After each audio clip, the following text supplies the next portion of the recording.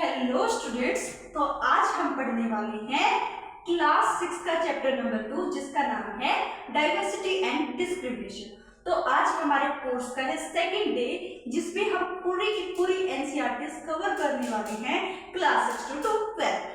तो अगर आप लोगों को एक कोर्स अच्छे से देखना है और आप लोगों को हर एक नोटिफिकेशन इस चैनल पर जो भी आप लोगों की इन्फॉर्मेशन हो वो इम्पोर्टेंट जो आती हो, अगर आपको उसको छोड़ना नहीं है तो चैनल को कर ले सब्सक्राइब। तो हाँ जी, तो बेटा जी सबसे पहले जो हम लोग देखने वाले थे कि क्लास 6 का जो चैप्टर 2 का जो नाम है बेटा जी वो क्या है, डाइवर्सिटी एंड डिस्क्रिमिनेशन। क्या है? Diversity and discrimination. डाइवर्सिटी का मतलब क्या है मैं आप लोगों को बहुत ही अच्छे से समझा चुकी हूँ। डाइवर्सिटी का मीनिंग हम लोग फर्स्ट चैप्टर में समझ चुकी हैं। डाइवर्सिटी का मीनिंग होता है बेटा जी विविधताएं, और विविधताएं बहुत प्रकार की हो सकती है, अलग अलग तरह की हो सकती है। जैसे कि हमारे देश का अगर हम एग्जांपल लें, हमारे देश में विभिन्न जातियों के विभिन्न धर्मों के लोग रहते हैं, अलग अलग त्योहारें मनाते हैं, अलग अलग भाषाएं बोलते हैं, बहुत सारी चीजें हैं जो अलग अलग है, हम दूसरों से अलग है। जैसे कि मैं बता देती हूँ, हमारे देश में ये नोट करना है आपको अपनी डायरी में, जो भी आप लोग लेके बैठे हुए हो उसमें आपको नोट करना है बेटा जी कि मैं आप लोग को पहले बता रही हूँ हमारे देश में प्रमुख 8 धर्म हैं। 8 धर्म है बेटा जी, जिसमें हम लोग जो मेनली हम लोग पढ़ रहे थे हिंदू, मुस्लिम, सिख, ईसाई, है ना। तो ये ऐसे बुद्ध, बौद्ध धर्म, तो ये सारे के सारे जो आप लोगों के आ रहे हैं ये 8 प्रमुख धर्म है जो आप लोगों को याद रखना है। और अगर हम भाषाओं की बात करें तो मोर देन 1600 लैंग्वेज है बेटा जी हमारे इंडिया में। तो 1600 से ज्यादा भाषाएं हमारे देश में इस्तेमाल की जाती है, बोली जाती हैं। और उसके अलावा 100 से ज्यादा हमारे देश में क्या है, नृत्य है, जैसे कथक हो गया, या फिर हमारा और भी बहुत सारे है बेटा जी जो हम लोग देखते हैं। नृत्य भी कितने प्रकार के हैं, 100 से ज्यादा प्रकार के आप लोग को देखने को मिलेंगे। तो ये क्या है, ये भी तो डाइवर्सिटी है ना। और प्रमुख धर्म, 1600 से ज्यादा लैंग्वेजेस, तो हमारे देश में इतने तरह के लोग रहते हैं जो इन लैंग्वेजेस का इस्तेमाल करते हैं, ऐसी भाषाएं बोलते हैं। अगर मैं बात करूं, हमारे देश में मुस्लिम धर्म भी रहता है, हमारे देश में हिंदू धर्म भी रहता है, हमारे देश में सिख भी रहते हैं, ईसाई भी रहते हैं, बौद्ध धर्म वाले भी रहते हैं। तो ये सारे के सारे अगर आप लोग को देखने को मिलता है तो वो हमारे इंडिया में, हमारे भारत में ये बहुत तरह की डाइवर्सिटी आपको देखने को मिलेगी। ठीक है, जब अलग अलग तरह के लोग एक साथ मिलकर रहते हैं तो हम उसी को बोलते थे डाइवर्सिटी। अभी आप लोगों को जो फर्स्ट चैप्टर में आपने पढ़ा उसका रिकॉल आ गया होगा कि डाइवर्सिटी का मीनिंग क्या था, जिसका मीनिंग था विविधताएं, जो आप लोगों ने समझ ली। अब आप लोग देखिए बेटा जी, आप लोग सोचिए पहले तो, आप लोग बुक अभी मत सोचिए, अभी पहले ना बुक को साइड पे रख लीजिए, एक बार सोच के देखिए। आपके घर में, मैं आपके घर का एग्जांपल लेके चलती हूँ, आपके घर में 15 मेंबर्स हैं और ये मान के चलिए कोई इधर से आए, कोई उधर से आए, कहीं कहीं से भी आए, और उनकी लैंग्वेजेस भी अलग है, अलग अलग त्योहार वो लोग मनाते हैं, अलग अलग धर्म के हैं, अलग अलग कास्ट के। मान के चलिए आप लोग ऐसे घर में रह रहे हो या फिर रेंट पर कहीं पर रह रहे हो, रेंट पे रह रहे हो। देखो आप लोगों ने कहा दिल्ली में, नोएडा में कोई ना कोई कहीं ना कहीं पर जॉब करने जाता है और उनको रेंट पे घर लेने पड़ते हैं। कहीं पर इतने बड़े बड़े घर होते हैं, 5-5, 6-6, 7-7 बंदे भी रहते हैं, तो वो अलग अलग धर्म के, अलग अलग कास्ट के, तो ऐसे ऐसे जो करके रह रहे बेटा, अलग अलग क्या लैंग्वेजेस भी अलग अलग बोलते हो। तो ये वहां पर क्या होगी, उस रूम में भी क्या होगी बेटा जी, विविधता हो गई, डाइवर्सिटी हो गई। अगर डाइवर्सिटी है बेटा जी तो डिस्क्रिमिनेशन भी होगा, यानी कि भेदभाव भी होगा। भेदभाव का मतलब क्या है, मान लीजिए हमारे, अगर आप लोग हिंदू हो तो आप लोग सोचोगे मुस्लिम धर्म तो हमसे नीचा है, सोचोगे ना, और मुस्लिम धर्म वाले क्या सोचोगे, हिंदू धर्म हमसे नीचा है। तो ये सब चीजें जो हमारे मन में धारणाएं बैठ चुकी है, हमारे मन में जो विचार आ चुके हैं कि ये हमसे नीचा है, ये हमसे ऊपर है, तो वो क्या कहलाता है बेटा, डिस्क्रिमिनेशन कहलाता है, भेदभाव कहलाता है। अगर आपको ये बात क्लियर हो चुकी है तो देन हम चैप्टर पे पढ़ सकते हैं। जो मैंने बोर्ड पे लिखा है मैं वो आपको बता देती हूँ। तो बेटा जी सबसे पहले विविधता में भेदभाव के कारण क्या क्या हो सकते हैं। अगर हमारे देश में विविधताएं हैं, डाइवर्सिटी है, तो डिस्क्रिमिनेशन भी है। तो उसके कारण क्या है, रीजन क्या है, ये जानना है। तो सबसे पहले क्या आता है बेटा जी, हमारे पास आता है कास्ट बेस्ड, जाति के आधार पर क्या कर देते हैं, भेदभाव करना स्टार्ट कर देते हैं। जैसे कि कोई ब्राह्मण जाति से बिलोंग करता है और कोई महार कास्ट से या फिर एससी एसटी कास्ट से बिलोंग करते हैं, जनरल कास्ट से हैं। तो जनरल और एससी एसटी में बेटा जमीन आसमान का फर्क लोगों को लगता है कि जनरल वाले तो बहुत अच्छी जाति के हैं और एससी एसटी कास्ट जो है वो नीची जाति के हैं। तो ये जो भेदभाव जो हमारे दिमाग में जो चीजें आ रही हैं उसी से बेटा भेदभाव जन्म लेता है, डिस्क्रिमिनेशन होता है। और दूसरा आता है बेटा जी रिलीजन, यानी कि धर्म के आधार पर अगर हम लोग भेदभाव करने लग जाए तो दो ही रीजन है, कास्ट मेनली, दो भी बहुत सारे हैं लेकिन मेनली कौन कौन से, कास्ट है और दूसरा है रिलीजन। अगर हम बात करें कि डिस्क्रिमिनेशन की डेफिनेशन अगर हम देखते हैं तो वो क्या है, when someone is treated badly, जब कोई किसी को बैडली ट्रीट करे, बुरे तरीके से बर्ताव करे, बिकॉज क्यों कर रहा है वो बुरे तरीके से बर्ताव, क्योंकि वो बंदा जो जिसके साथ बुरा बर्ताव हो रहा है वो हमसे कुछ अलग है, वो कुछ अलग कर रहा है, वो कुछ अलग जाति है बेटा, जिसके अलग धर्म है, अलग कल्चर को फॉलो कर रहा है, तो हमें लगता है कि ये हमसे नीचा है, ये हमसे इंफीरियर है, तो उसी से हमारा जो जन्म लेता है वो होता है डिस्क्रिमिनेशन यानी भेदभाव। क्या इतनी बात समझ आती है? अगर हमें डाइवर्सिटी को इतनी सारी अगर देश में विविधता है, अगर हमने उनका सम्मान करना है तो हमें क्या करना पड़ेगा, सभी को इक्वल लाना पड़ेगा, इक्वालिटी करनी पड़ेगी, समानता करनी पड़ेगी, सभी के सभी बराबर होंगे, कोई बड़ा नहीं कोई छोटा नहीं, तब जाकर हम लोग डाइवर्सिटी यानी विविधता पे रिस्पेक्ट कर सकते हैं। ओके, तो ये था बेटा जी यहाँ पे टॉपिक। अब जो सेकंड जो आप लोगों का मेन जो टॉपिक आता है वो है प्रेजुडियूस। क्या है प्रेजुडियूस? यानी कि पूर्वग्रह। पूर्वग्रह क्या होता है ये बात मैं आप लोगों को बताऊंगी। मैं आपको एक एग्जांपल दे रही हूँ, उदाहरण देख सकते। पूर्वग्रह, English is the best language but rest not good, but rest language is not good. आप लोगों के दिमाग में क्या है? मैंने बोला English is the best language but rest language is not good, तो इसमें आप लोगों को सही लगा हो। कोई बच्चे बोले हाँ जी मैम बात तो ठीक है, इंग्लिश तो सीखनी चाहिए और मैं आती थी, तो इंग्लिश तो बहुत अच्छी है, कन्वर्सेशन में बहुत अच्छे से इस्तेमाल की जाती है, लेकिन ये आप लोगों के दिमाग में बैठ गया है कि इंग्लिश लैंग्वेज अच्छी है बाकी सब बेकार है। नहीं, ऐसा नहीं है। एक लैंग्वेज है, एक भाषा के तौर पर लो उसको, एक चैलेंज के तौर पर क्या ले लो, है ना, कि वो अच्छी वो बुरी नहीं, वो हमारे दिमाग में ये प्रेजुडियूस, ये पूर्वग्रह हमारे दिमाग में बैठ गया कि वो चीज अच्छी है वो चीज बुरी है। जब हम किसी के बारे में अपने दिमाग में राय बना ले बिना किसी तथ्यों की जांच किए हुए, यानी कि बिना किसी उसको परखे हुए, बिना उससे बात करे हुए, बस दूर से देख लिया, दूसरे उस बंदे को देखा और हमने बता दिया ये तो बुरा इंसान, ये तो बुरा इंसान है, ये तो बुरा ही लग रहा है, तो ये क्या है हमारे दिमाग में जो एक सोच आई है ये होता है पूर्वग्रह यानी प्रेजुडियूस। क्या इतनी बात समझ आती है? तो यहाँ पर क्या बोल रहा है, द टेंडेंसी टू जज अदर पीपल नेगेटिवली। जब हम दूसरे लोगों को जज करते हैं, मेनली हम नेगेटिव एस्पेक्ट में ही करते हैं बेटा जी। क्या करते हैं? नेगेटिव एस्पेक्ट में करते हैं, किसी को बुरा किसी के बारे में बुरा सोच लेते हैं और उनको अपने से नीचा मानने लगते हैं, तो उसको बोला जाता है पूर्वग्रह यानी प्रेजुडियूस। जैसे कि किसी मामले में तथ्यों की जांच किए बिना अपनी एक राय बना लेना ही पूर्वग्रह कहलाता है। क्या बोल रही है? दोबारा से रिपीट करती हूँ, ध्यान से सुन ले। किसी मामले में तथ्यों की जांच किए बिना अपनी एक राय बना लेना पूर्वग्रह कहलाता है। एग्जाम्पल के तौर पर हमने लिया, अब आप बोलोगे मैम कास्ट बेस्ड पर और रिलीजन बेस्ड पे होगा क्या दूसरा भी कोई हो सकता है? हाँ, बहुत सारे हो सकते हैं, बहुत अलग अलग तरह के डिस्क्रिमिनेशन हो सकते हैं। मैंने अपने इंडिया में अपने लोगों में जो मेनली जो भेदभाव के कारण होते हैं वो या तो कास्ट होती है या फिर रिलीजन होता है। लेकिन मैं आपको एक चीज बताती हूँ, आपके घर में भाई बहन होंगे, अब आप लोग देखना, मैंने एक बहन, आप बहन के बारे में क्या सोचते हो? ये तो झाड़ू पोछा इसका काम है, खाना बनाना इसका काम है, घर को संभालना इसका काम है। लेकिन अगर बाहर जाके कमाना हो, घर के सामान लेके आने हैं, या फिर आप लोग मान के चले घर का रख रखाव करना है, यानी कि बाहर से जो भी पैसा आएगा, लेन देन जो भी करना है, तो आपके दिमाग में आता है कि वो तो लड़का ही करेगा। तो ये भी क्या है? ये पूर्वग्रह कहलाता है, यानी कि आपके दिमाग में पहले ही वो बात बैठा दी गई है, लड़के को तो सिर्फ यही काम करना है और लड़के को तो सिर्फ यही काम करना है, यही पूर्वग्रह कहलाता है। जैसे मैं एग्जांपल देती हूँ आपको, इमोशनल वर्ड से आपको क्या समझ आता है मुझे बताइए।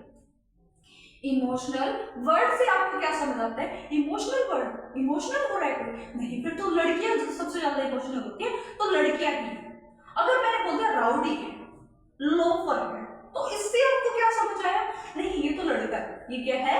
लड़का है। मैंने बोला डोंट क्राई, क्या बोला? डोंट क्राई, तो आप लोग क्या बोलोगे? नहीं, ये तो लड़कों के लिए है, लड़कों को कभी रोना नहीं चाहिए, लड़कियां रो देती है लेकिन लड़कों को नहीं रोना चाहिए। नहीं, सबसे गलत बात।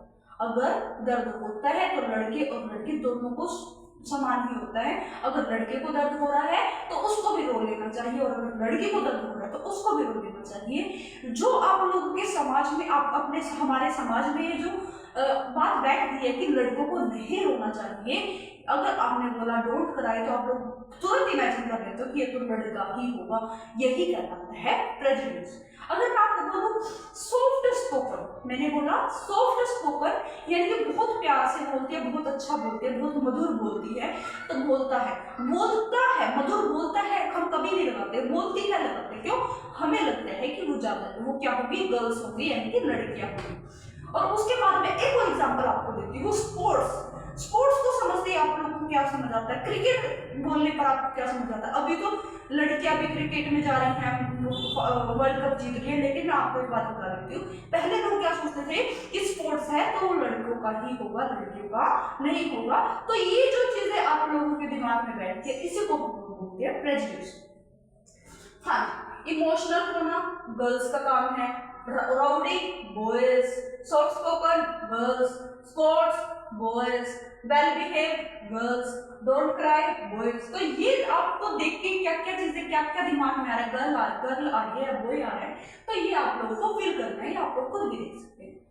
उसके बाद आता है English is the best language. English क्या है? एक अच्छी लैंग्वेज है, बेस्ट लैंग्वेज है। एंड बेस्ट लैंग्वेज जो है, बाकी की जो लैंग्वेजेस है वो गुड नहीं है, वो अच्छी नहीं है। तो ये था बेटा जो आपका प्रेजुडिस पूर्व ग्रह, इसमें आप लोगों को समझना था कि भी कैसे कैसे हमारे दिमाग में वो चीजें बैठ सकती हैं। अब एक वर्ड आता है स्टीरियोटाइप। हाँ जी, कौन सा वर्ड आता है? स्टीरियोटाइप। हाँ जी, बोर तो नहीं हो रहे हो? बोर नहीं हो रहे हो तो एक और टॉपिक पढ़ते हैं, उसका नाम है स्टीरियोटाइप। स्टीरियोटाइप क्या बोलता है? स्टीरियोटाइप का मीनिंग है हिंदी में रूढ़िबद्ध धारणा। क्या है? रूढ़िबद्ध धारणा।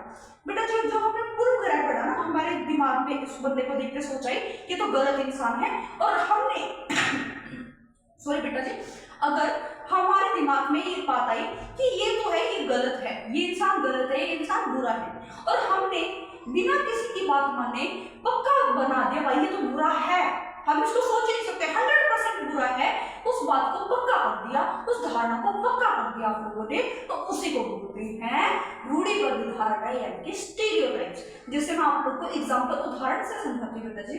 अगर हम लोग देशवासी, हमारे जो भारत में है, हम लोग अगर ये सोचे कि सारे के सारे जितने भी पाकिस्तान देश में जितने भी लोग रहते हैं, जितने भी इंसान रहते हैं, वो सब के सब बुरे हैं, वो सब के सब हमारे बारे में गलत सोचते हैं, और वो सब के सब टेररिस्ट हैं, क्या आप लोग इस बात को मान रहे हो? तो लगभग 99% का आंसर होगा यस। क्यों? क्योंकि आप लोगों ने स्टीरियोटाइप से रूढ़िबद्ध धारणा अपने दिमाग में बैठा ली है कि पाकिस्तान है तो वो टेररिस्ट है, वो हमारा दुश्मन ही है, वहां पर जितने लोग रहते हैं वो सब हमारे दुश्मन है, हम उनके बाद वो हमने बना लिया है, इसको बोलते हैं स्टीरियोटाइप।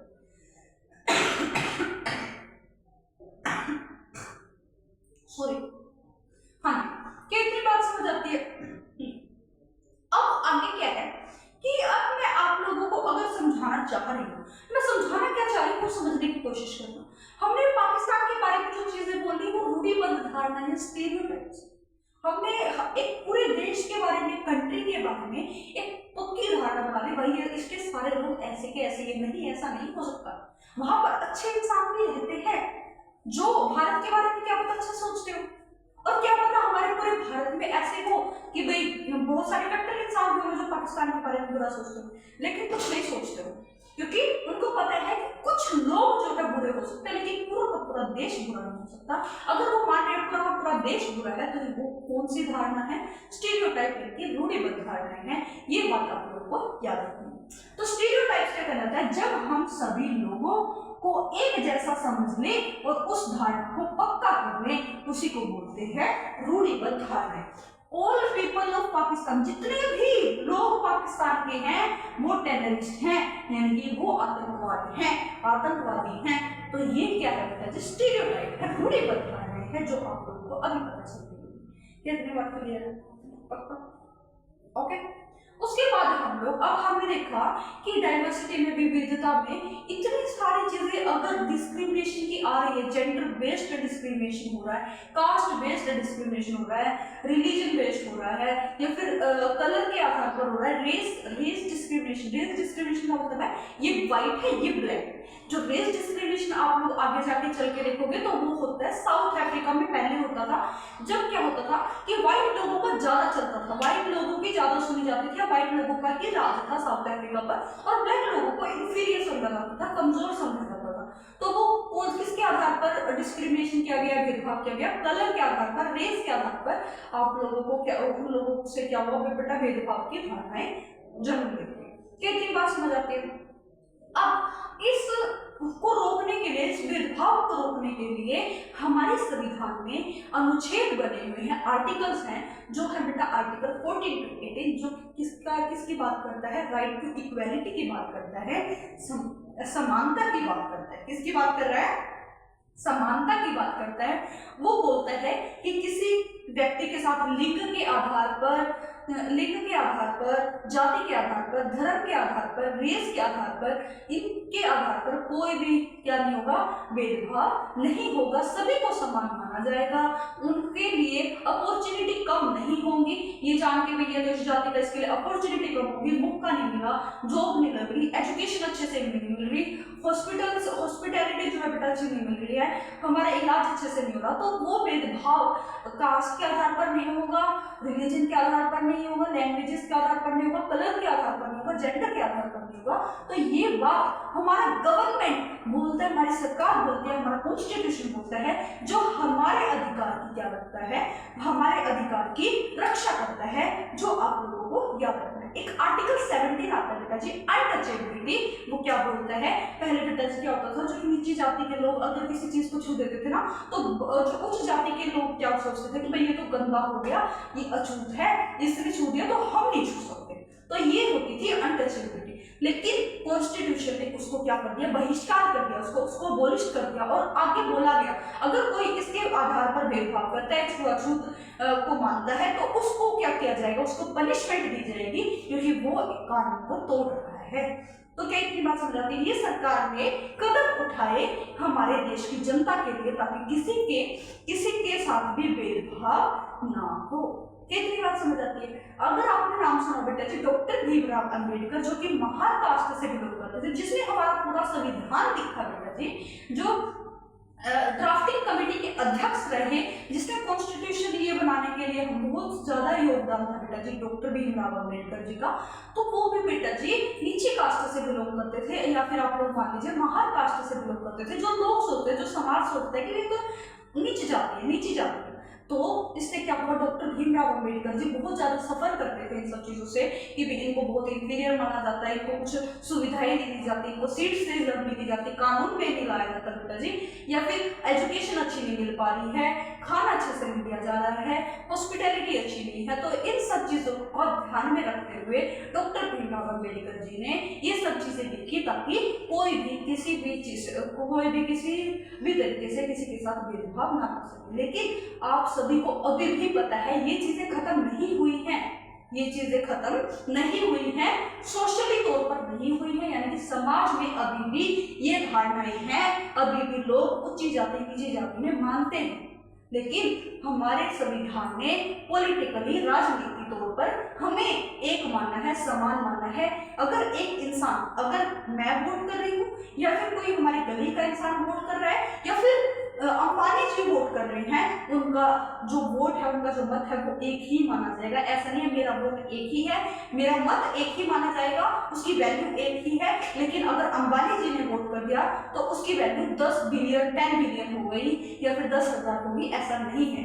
इसीलिए हमारे उसमें कॉन्स्टिट्यूशन में बोला गया है बेटा जी, सार्वभौमिक मत अधिकार। क्या बोला गया है? सार्वभौमिक मत अधिकार, जिसमें बात की गई है 1 पर्सन 1 वोट 1 वैल्यू। एक इंसान है तो एक ही मत देगा और उसकी एक ही वैल्यू होगी, एक ही मूल्य होगा, तो उसी को हम लोग बोलते हैं बेटा जी। इसीलिए हमारे संविधान में, हमारी सरकार ने, हमारी गवर्नमेंट ने ये अधिकार हमें दे दिया है। ये किसने दिया? कॉन्स्टिट्यूशन, हमारे संविधान ने हमें ये अधिकार दिया है कि हमारे साथ भेदभाव नहीं होगा। राजनीतिक तौर पर तो नहीं होगा, लेकिन बेटा जी अभी भी समाजवादी तौर पर, सोशली ये चीजें अभी भी खत्म नहीं हुई। तो बेटा जी ये था आप लोगों का चैप्टर, जिसमें आप लोगों ने चैप्टर 2 डाइवर्सिटी एंड डिस्क्रिमिनेशन पढ़ा।